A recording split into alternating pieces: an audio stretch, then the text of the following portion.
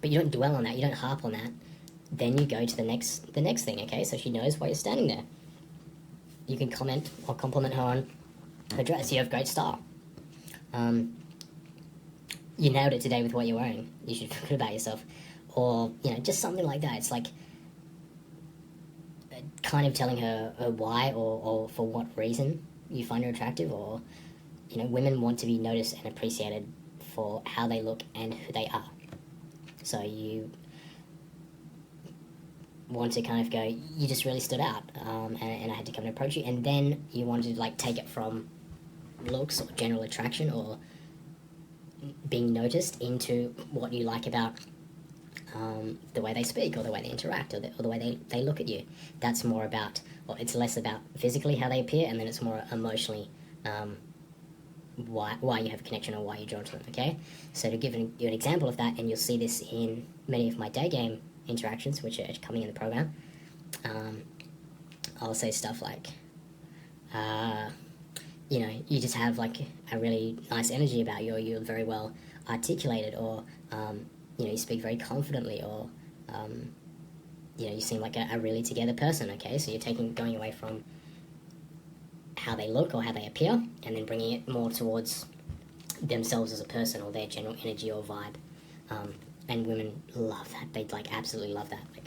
If I came up to one of you guys and I said, hey man, you seem really cool. You just have a nice energy about you. You seem really well collected. You're calm. And it's nice to be in your presence. I'm sure all of you would actually take that as a compliment, and you would kind of be set back a little bit. Go, oh, wow, that's cool, man. Thank you for that compliment. I really appreciate that. Okay.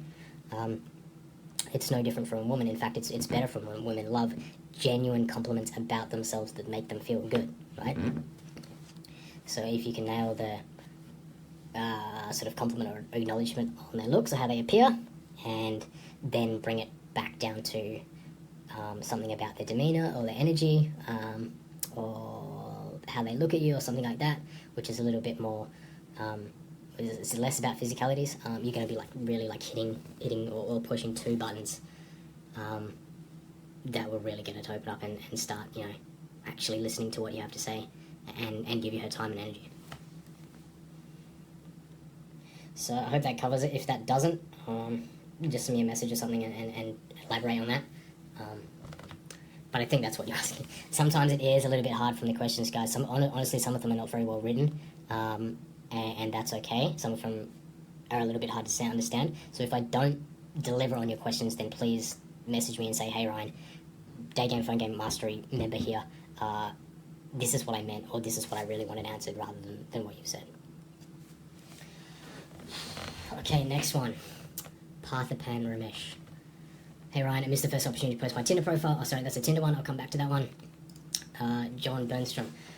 Adding a girl you've met on a day game or social media. Is there one of the platforms that you think is better, stronger than the other one? And can it be different for different girls? Okay. I always go for the number, and then the Facebook, and then the Instagram, okay? In that order, because those are what I deem to be the most solid platforms, okay? And yes, it does depend on the girl, but it also depends on you. And if you have a solid Instagram, if you don't have a solid Instagram, don't worry about it at this stage, or continue to develop that in the background while you add her on Facebook until you've got a more solid Instagram. If you don't have a solid Facebook, then just get the number. If he doesn't want to give you the number, the next best thing is Facebook.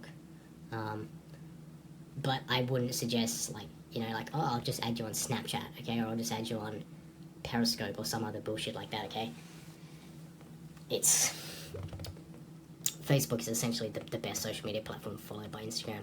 And yes, it would depend on the girl at some point, but you also have to recognize that there's just going to be a shit ton of girls who'll be like, ooh, follow me on Instagram, another fucking follower to add to the army of white knight follower chodes that are just following her, okay? So Facebook is different from that, and the number is then, again, different from that as well. Okay. Just going to go back a couple of these live ones. What do you believe is the general probability of having a long-term relationship with a girl who you pull for same-day intercourse? Do you find these to be more one-night situation, or do you feel that can still be long-term possibly? I've actually been in lots of long-term relationships where I've had sex on the first date, and that's fine, and I've sort of questioned, oh, well, are you just a girl that has sex with every guy on the first date? But that's essentially the wrong way to go about it, okay? And I will often refer back to this line. Every passionate relationship that I've ever had has been passionate from the start. And that's actually a really good line that I'll say to girls when they're like, oh, I really like you, but I don't want to sleep with you, okay? Every passionate relationship that I've ever had has been passionate right from the bat. So yeah, in terms of, is it possible to have a relationship like that? It's more about how you can handle it rather than what she's doing or whether she wants to give it up for the first time.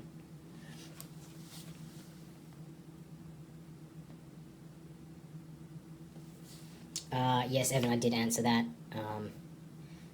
Yeah, 4 times rule is a good one, but you're just going to have to go back and look over that one, man. I did cover that as well. It comes down to how badly you want her, more so than how long.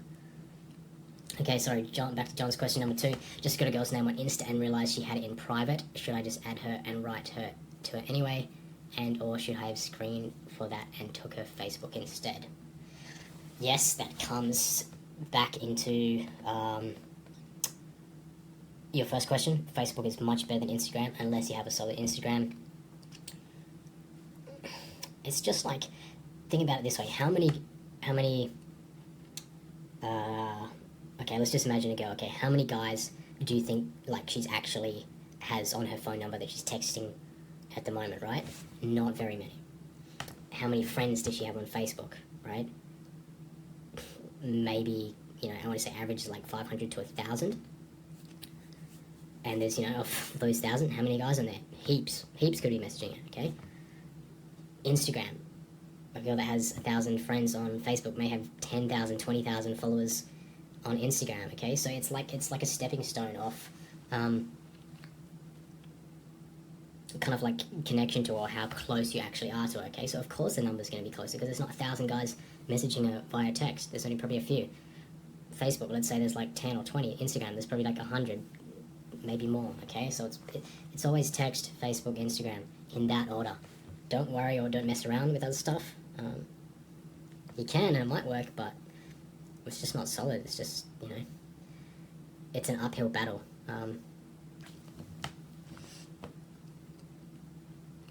So yes, to answer your question, I would have got to Facebook and said, this guy don't really do Instagram, or ask for Facebook first. If he doesn't do Facebook, then do Insta.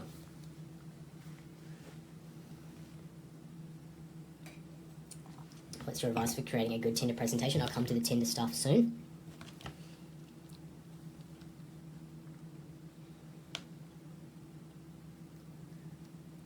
Tinder. Okay, Tariq again.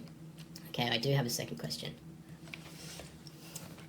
Should you approach a girl when you're not in the right state of mind?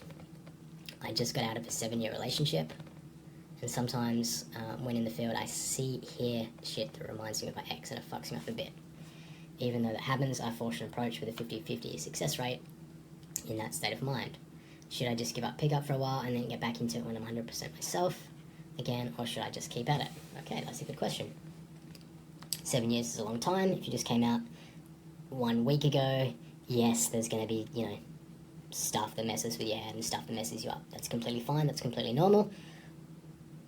So that really is a judgment call on your one. And it also depends how you felt about it when you came out of that relationship, okay? So let me give you an example. For me, I came out of a 5-year relationship a long time ago. Sorry, not a long time ago, recently, okay? Was my heart in it up until that point when we ended it? No. So it's very, very easy for me to go up and start sleeping with chicks right away, okay? That's not going to bother me at all. I'm not going to be thinking about it or getting upset if other girls maybe remind me of her or look like her, okay? Because it's done and dusted a long time. Sorry, just someone calling me.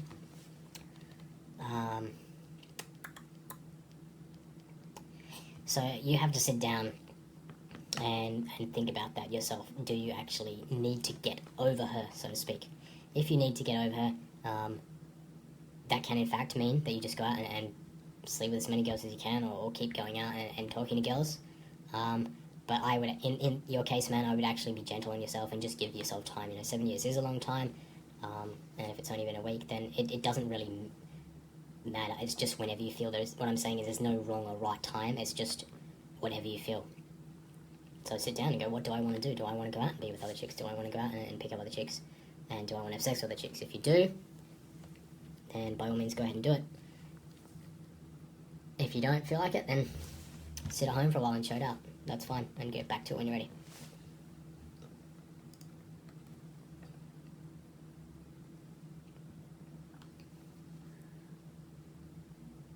Stephen, for that one, you're gonna have to post it in the comments on the group, as everyone else has. If you can post it up, then yeah, I'll go through it. So you can post it right now.